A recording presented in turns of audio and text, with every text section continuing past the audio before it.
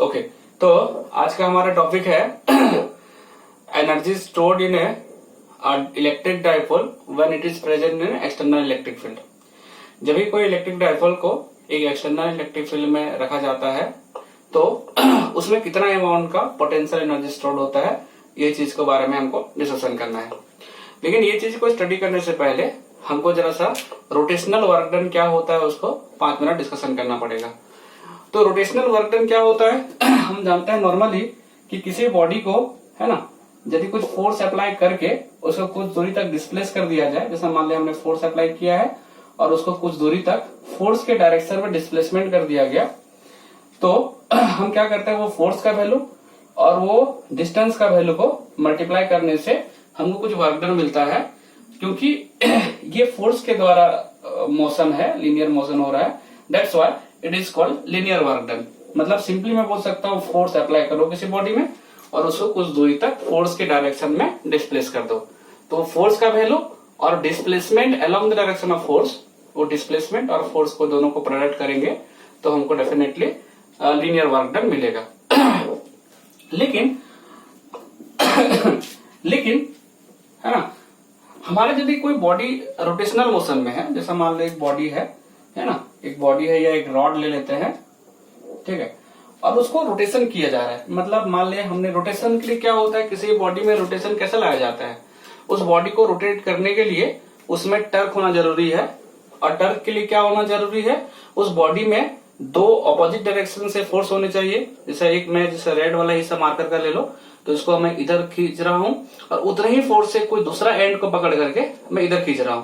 मतलब एक फोर्स इस तरफ खींच रहा है और दूसरा फोर्स उस लाइन में, उस पॉइंट में नहीं है, कोई दूसरा जगह में ही है और उसको इधर खींचा जा रहा है। मतलब एक फोर्स इस तरफ, एक फोर्स इस तरफ, ये दोनों फोर्स मिल जाएगा और मिल करके दोनों क्या करेंगे, एक इसमें रोटेशन इफेक्ट जनरेट करेंगे जो कि उसको घुमाएंगे।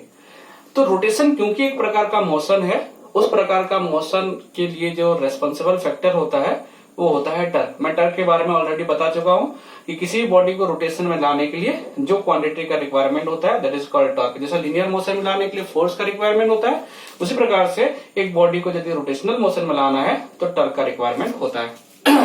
टर्क को हम बोलते हैं मोमेंट ऑफ फोर्स, है ना। मतलब मोमेंट ऑफ फोर्स का मतलब होता है सिंपली इसको अलग अलग मैंने डिस्कशन भी करके रखा हुआ है। तो मोमेंट ऑफ फोर्स का मतलब होता है कि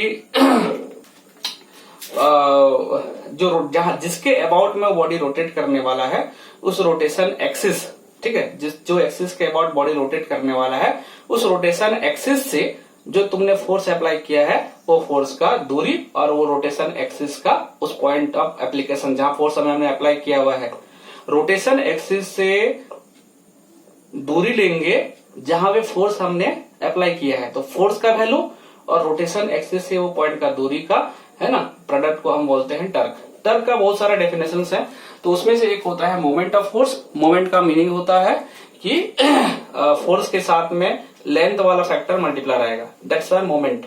मोमेंट जब भी किसी क्वांटिटी के साथ लगाया गया है, मतलब समझ जाना उसके साथ में लेंथ फैक्टर मल्टीप्लाई है, और रोटेशनल में वाला यूज होता है। चलो ठीक है। तो हमारा आज का टॉपिक ये है कि एक बॉडी में रोटेशनल वर्क डन क्या होता है। तो बताओ, यदि हम इस बॉडी में मान लो इसको, इस एंड को, रॉड को फिक्स कर दे रहा हूं और दूसरा एंड से मैंने एक फोर्स अप्लाई किया है, टेढ़ा मेढ़ा भी फोर्स अप्लाई कर सकता है, तो मैं अपना कन्वीनियंस के लिए मान लो ऐसा फोर्स अप्लाई किया हूं।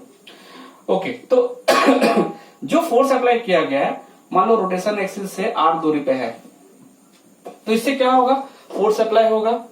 फोर्स अप्लाई होने से एक फोर्स और ये डिस्टेंस मिलकर एक टर्क क्रिएट करेंगे।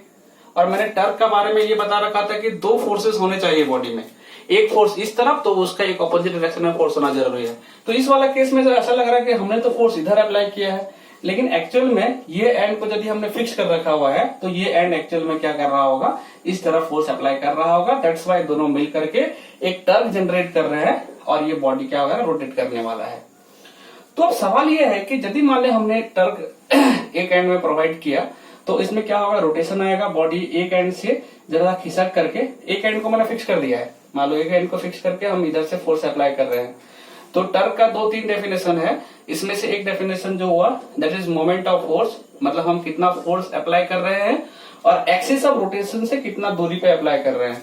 That's why torque equals to हम लिखते हैं आर क्रॉस एफ भी लिखा जाता है उसको।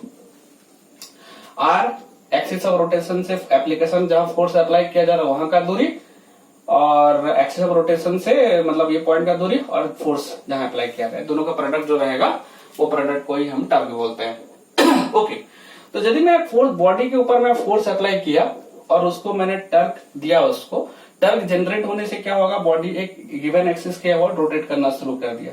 ये जो रोटेशन किया है ये कैसा प्रकार का डिस्प्लेसमेंट हुआ या कैसा प्रकार का मोशन हुआ, तो देखा जाएगा तो बॉडी ऐसे ही इसके चारों तरफ ऐसा कंटिन्यूअसली घूमे जा रहा है इस तरह से। मार्कर को ऑब्जर्व करो, यदि इस तरह से वो घूमे जा रहा है, ये घूमने वाला मोशन को बोलते हैं रोटेशनल मोशन। मतलब यदि एक बॉडी में टर्क क्रिएट होता है तो डेफिनेटली बॉडी में रोटेशनल मोशन आएगा, और रोटेशन होने से एक प्रकार का एंगुलर क्वांटिटी डेवलप्ड होता है, this is called angular displacement. इसके बारे में बता कर रखा था ऑलरेडी। यदि बॉडी रोटेट करता है तो वहां पे angular displacement, angular acceleration, angular velocity, इस तरह का क्वांटिटी भी आना शुरू हो जाते हैं। तो फिलहाल जब हमने फोर्स अप्लाई किया और उसको डिस्प्लेस किया, कुछ एंगल में रोटेट करवाया, तो जितना हमारा फोर्स के द्वारा जो टर्क क्रिएट हुआ वो टर्क का वैल्यू और ये डिस्प्लेसमेंट, ये दोनों को यदि मल्टीप्लाई कर दो तो हमारा क्या होगा, जो क्वांटिटी बनेगा that is called rotational work done. पूरा सेम